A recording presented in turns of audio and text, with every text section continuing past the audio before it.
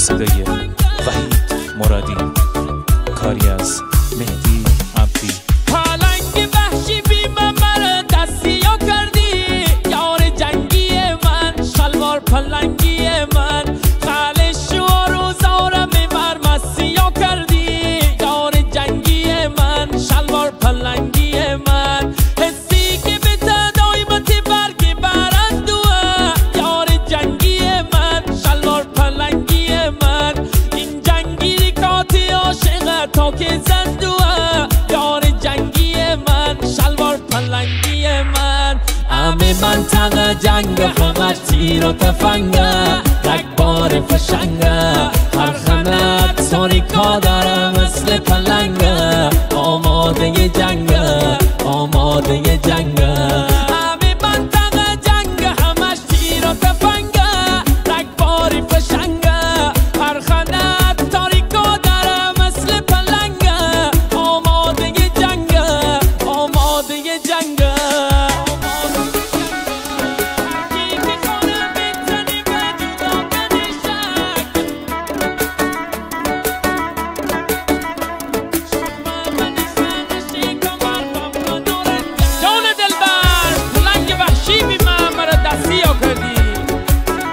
شو روزارم ببر مسیح کردی، یادش بخیر.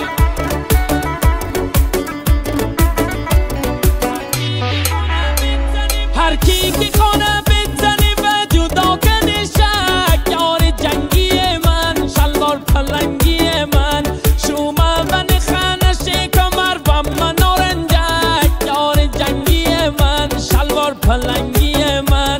همه دوننه که هستیم اول و آخر، یار جنگی من، شلوار پلنگی من، تستش دست رکزم من نکندی باور، یار جنگی من، شلوار پلنگی من.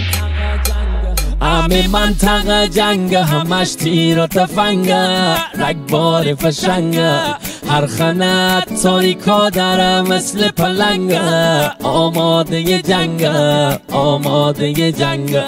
همه منطقه جنگ همش تیر و تفنگه، رگباری فشنگه، هر خنت تاریکا داره مثل پلنگه، آماده جنگه، آماده جنگه.